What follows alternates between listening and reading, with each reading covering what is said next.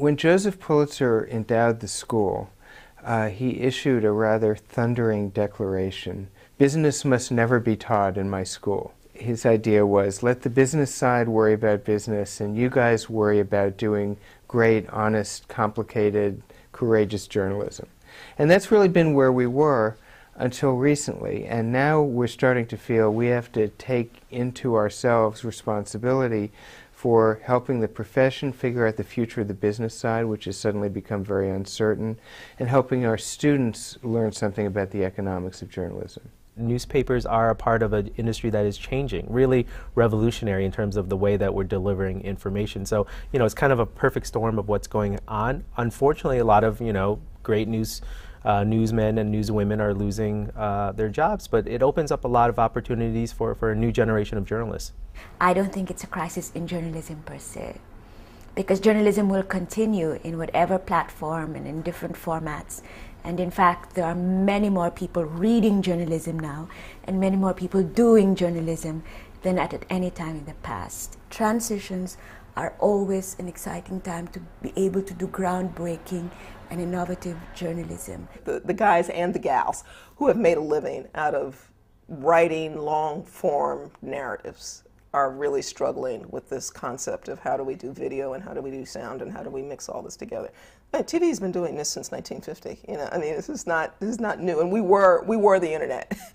Television was the internet in 1960. So, we're ultimately it's going to face us, and it's already beginning to. It's changing the grammar of the way that we shoot films. It's changing the way that we think about engagement with films. It's on the good side, changed the way that we even think about the shelf life of a film. A film I just did for Frontline can sort of now be seen forever, and I can build websites off it, and people come to me with information about stuff that can yield a follow-up story in ways that I would never even had time to do because I teach here full-time. So for me, I see it as an opportunity. Every course has a new media component. So in my own field, where I run a magazine workshop, the work product of which is a magazine called the New York Review of Magazines. It now is the New York Review of Magazines, which is a physical 64-page, very attractive magazine, plus a website that gets increasingly sophisticated every year in what it provides. And this last year it has a video graphic element as well as color and all kinds of other things which it didn't have when it started out.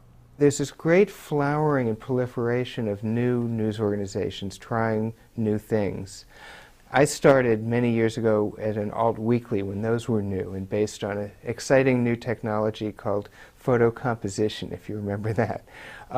It's like that on steroids now. So what you'll see in 5 years is the list of places people from here go to work will be a very long list, and if you haven't really been following journalism, you won't have heard of many of the places on the list. At the school, we're great at teaching skills. We'll teach you how to shoot a camera, we'll teach you how to do an audio slideshow, we'll teach you how to do flash, but that's just one part of the equation. And a big missing part of the equation that I'm seeing in newsrooms is the digital media mindset, how to think in terms of the web. The print publication is 100 times different than the product that you would produce online, down to the way that you write, down to how much you write, down to the elements that you put next to the text. It's a whole different world, and we've been doing this, people have been consuming information online for over a decade now, and there's a different set of expectations. Our students are trained in computer-assisted reporting. That means they can look at large amounts of quantitative data and be able to make sense of that data. They've been trained to do public record searches. They've been trained to look at databases, for pay and free databases in the internet, and to use that to search for public records or information about individuals and about institutions. We're also, now our class is doing a blog. We're investigating online pharmacies, for example, and our class has a website and a blog that's doing that, and we're using new media tools both to present our stories and to research our stories.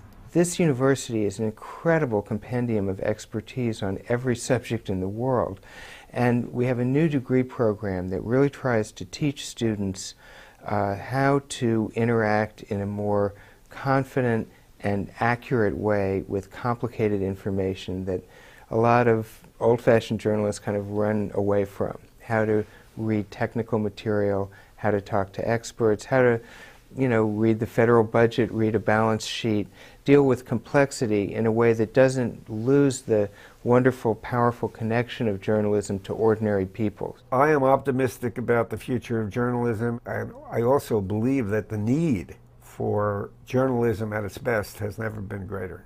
A lot of my students don't go into this field to get rich, don't go into this field to work 40-hour weeks. They go into this field to tell stories and get their stories out there. And so in terms of that, the opportunities are unbelievable. TV did not kill radio. Radio did not kill print. Print, the internet is going to transform all of us, and as always happens, it's painful going from being a caterpillar to a butterfly. That's the way I choose to see it.